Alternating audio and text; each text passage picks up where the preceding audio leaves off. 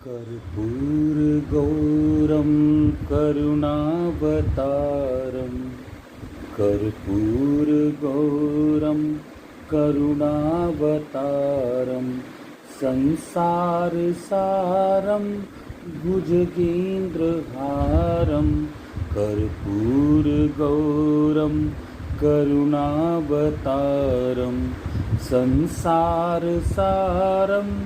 भुजगेन्द्रहारं सदा वसन्तं हृदयारविन्दे सदा वसन्तं हृदयारविन्दे भवं भवानी सहितं नमामि कर्पूरगौरं करुणावतारं संसारसारं भुजगेन्द्रहारं सदा वसन्तं हृदयारविन्दे सदा वसन्तं हृदयारविन्दे भवं भवानी सहितं नमामि। एक बार फिर सबका हार्दिक स्वागत है। शिव महापुराण में रुद्र संहिता का तृतीय प्रकरण जो हमारा चल रहा है, उसमें आज 48वां अध्याय शिव पार्वती के विवाह का आरंभ हिमालय के द्वारा शिव के गोत्र के विषय में प्रश्न होने पर नारद जी के द्वारा उत्तर हिमालय का कन्यादान करके शिव को दहेज देना तथा शिवा का अभिषेक। बोल शंकर भगवान की जय। ब्रह्मा उवाच। ब्रह्मा जी कहते हैं, नारद इसी समय वहाँ गंगा गर्गाचार्य से प्रेरित हो कि मेना सहित हिमवात ने कन्यादान का कार्य आरंभ कर दिया। उस समय वस्त्र आभूषणों से विभूषित महाभागा मेना सोने का कलश लिए पति हिमवान के दाहिने भाग में बैठी। तत्पश्चात पुरोहित सहित हर्ष से भरे हुए शैलराज ने पाद्य आदि के द्वारा वर का पूजन करके वस्त्र चंदन और आभूषणों द्वारा उनका वर्ण किया। उसके बाद हिमाचल ने ब्राह्मणों से कहा, आप लोग तिथि आदि के कीर्तन पूर्वक कन्यादान के संकल्प वाक्य का प्रयोग बोले। उसके लिए अवसर आ गया है। वे सब द्विज श्रेष्ठ काल के ज्ञाता थे, अतः तथास्तु कहकर वे बड़ी प्रसन्नता के साथ तिथि आदि का कीर्तन करने लगे। तदंतर सुंदर लीला करने वाले महेश्वर शंभु के मन ही मन प्रेरित हो हिमाचल ने प्रसन्नतापूर्वक हंसकर उनसे कहा, शंभो, आप अपने गोत्र का परिचय दीजिए, प्रवर, कुल, नाम, वेद और शाखा का प्रतिपादन कीजिए। अब अधिक समय न बिताएं। हिमाचल की यह बात सुनकर भगवान शंकर सुमुख होकर भी विमुख हो गए। अशोचनीय होकर भी तत्काल शोचनीय अवस्था में पड़ गए। उस समय श्रेष्ठ देवताओं, मुनियों, गंधर्वों, यक्षों और सिद्धों ने देखा कि भगवान शिव के मुख से कोई उत्तर नहीं निकल रहा है। नारद यह सब देखकर तुम हंसने लगे और महेश्वर का मन ही मन स्मरण करके गिरिराज से यूं बोले। नारद ने कहा, पर्वतराज, तुम मूढ़ता के वशीभूत होकर कुछ भी नहीं जानते। महेश्वर से क्या कहना चाहिए और क्या नहीं, इसका तुम्हें पता नहीं है। वास्तव में तुम बड़े बहिर्मुख हो। तुमने इस समय साक्षात हर से उनका गोत्र पूछा है और उसे बताने के लिए उन्हें प्रेरित किया है।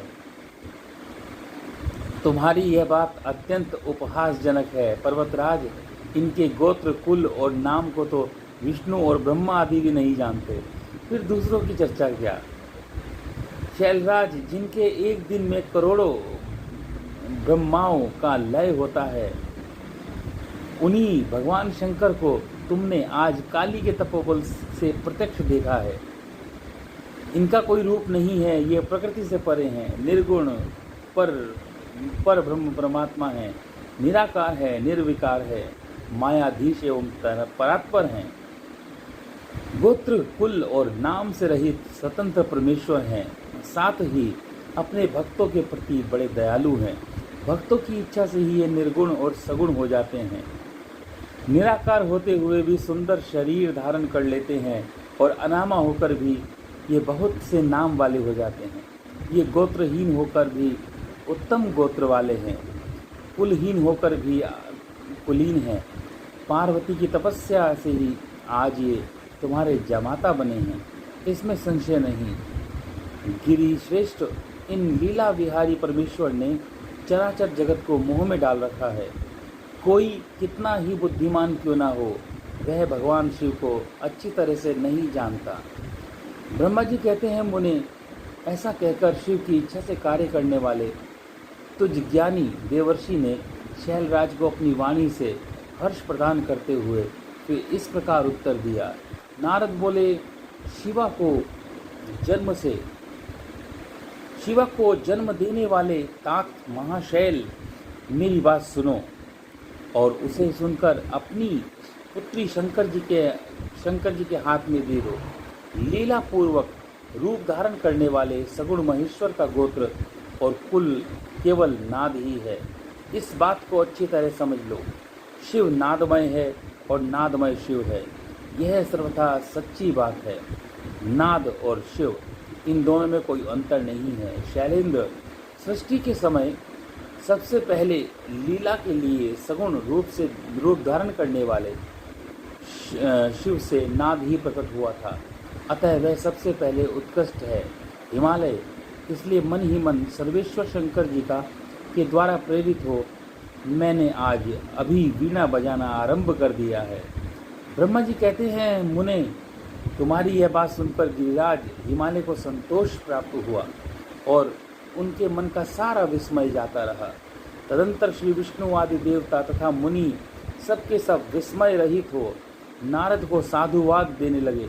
महेश्वर की गंभीरता जानकर सभी विद्वान आश्चर्यचकित हो बड़ी प्रसन्नता के साथ बोले, अहो, जिनकी आज्ञा से इस विशाल जगत का प्रकाट्य हुआ है, जो परात्पर आत्मबोध स्वरूप हैं, स्वतंत्र लीला करने वाले हैं तथा उत्तम भाव से ही जानने योग्य हैं, उन त्रिलोकी भगवान शंभु का आज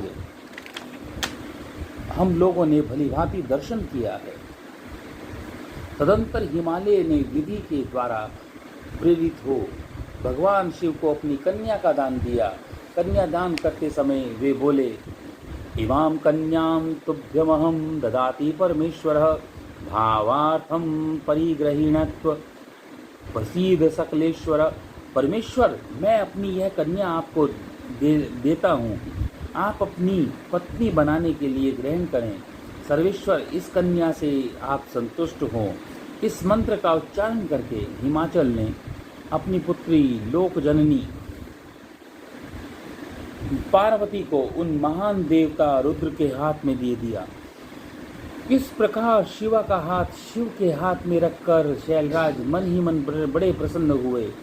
उस समय वे अपने मनोरथ के महासागर को पार कर गए थे। परमेश्वर महादेव जी प्रसन्न हो वेद मंत्र के उच्चारण पूर्वक गिरिजा के कर कमल को शीघ्र अपने हाथ में ले लिया। मुने, लोकाचार करके पालन की आवश्यकता को दिखाते हुए उन भगवान शंकर ने पृथ्वी स्पर्श करके कोदात, कस्मादात, कामोदातात इत्यादि रूप से काम संबंधित मंत्र का पाठ किया।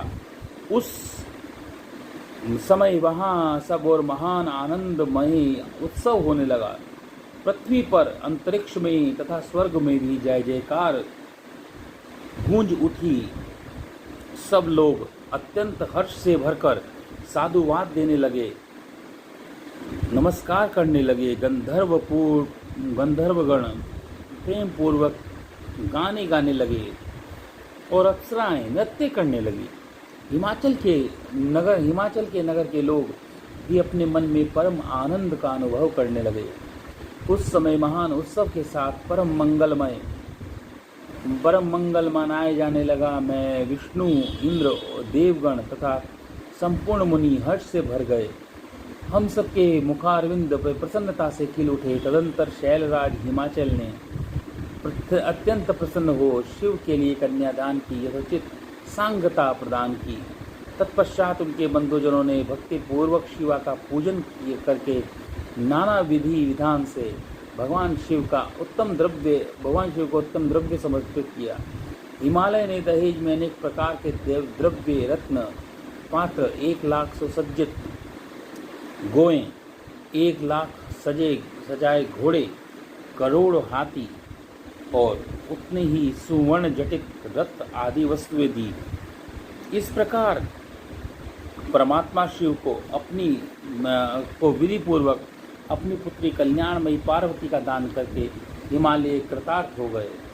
उसके बाद शैलराज ने यजुर्वेद की माध्यान्हिनी शाखा में वर्णित स्तोत्र के द्वारा दोनों हाथ जोड़कर प्रसन्नता पूर्वक उत्तम वाणी में परमेश्वर शिव की स्तुति की।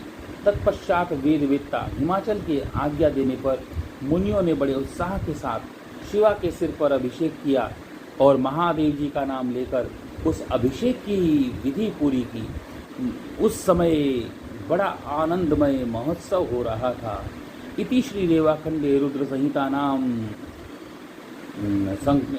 शिव महापुराण रुद्र संहिता नामो अध्याय 48वां आज हमारा पूर्ण हुआ। बोल शंकर भगवान की जय, बोलो दीनों के नाथ की जय, भक्त वत्सला माँ पार्वती की जय। ओम नमः शिवाय, नमः शिवाय।